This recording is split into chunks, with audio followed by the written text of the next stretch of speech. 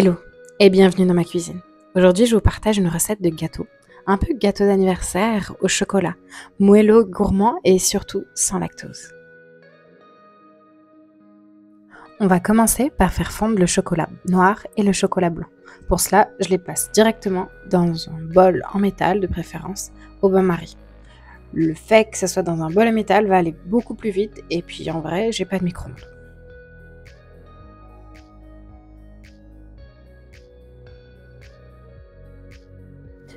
Pendant que le chocolat fond, on va venir placer dans un grand bol le sucre roux, sucre de canne et les 3 œufs. Pour moi, je retire le germe des œufs. Alors, ceux qui veulent retirer, retirent. Ceux qui ne veulent pas le retirer, ne le retirez pas. En vrai, je pense que c'est juste une habitude familiale. Dans tous les cas, cette étape est, si j'ai envie de dire, la plus importante.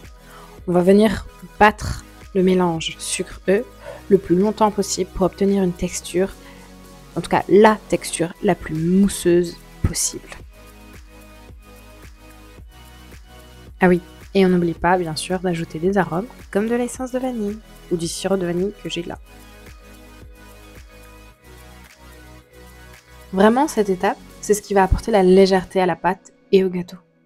Vous allez d'abord mélanger les jaunes d'œufs qui sont bien jaunes avec le sucre, ça va être assez foncé, puis au fur et à mesure, ça va devenir de plus en plus clair. Et c'est ça qu'on veut.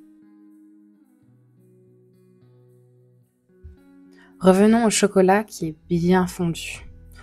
Maintenant, on va du coup ajouter dans la pâte, oui, ce mélange chocolat, mais aussi du lait. Pour moi, c'est du lait d'avoine. Au lieu du beurre, ou de la crème ou du yaourt, ça va être beaucoup plus moelleux, je trouve. On ajoute ensuite le chocolat fondu, je rappelle, c'est du chocolat noir et du chocolat blanc. Le chocolat noir pour les antioxydants et le goût intense, et le chocolat blanc pour apporter de la douceur et du contraste gourmand. On va donc venir mélanger tout ça, avoir une belle pâte chocolatée. On n'oublie pas non plus d'ajouter l'huile, soit vous partez avec de l'huile de coco ou de l'huile de tournesol neutre, qui va venir aussi ajouter du moelleux sans alourdir la pâte au final.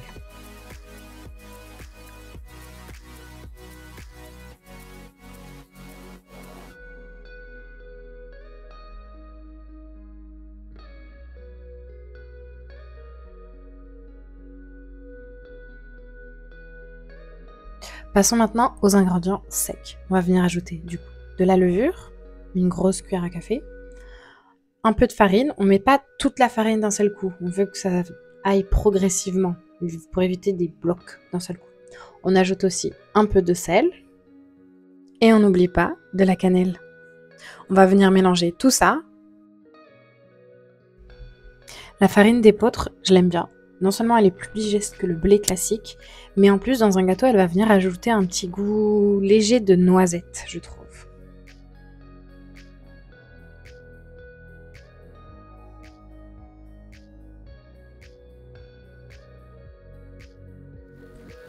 Maintenant que la pâte est prête, on va venir la verser dans un moule. Pour moi, je suis partie sur un moule carré, mais vous pouvez aussi partir sur un moule rond d'environ 27 cm. On n'oublie pas un peu de papier cuisson au fond pour éviter que ça colle. Et on va venir verser tout ça.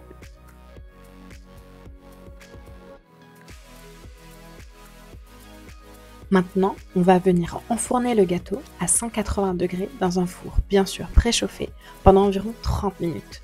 Attention, le cœur, le centre, doit rester légèrement fondant pendant que les bords vont être moelleux.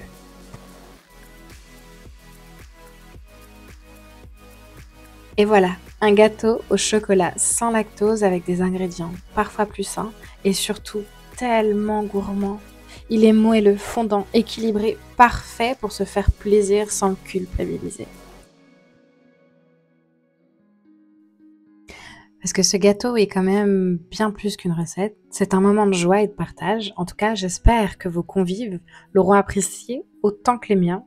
Et dans tous les cas, vous savez déjà, à la semaine prochaine.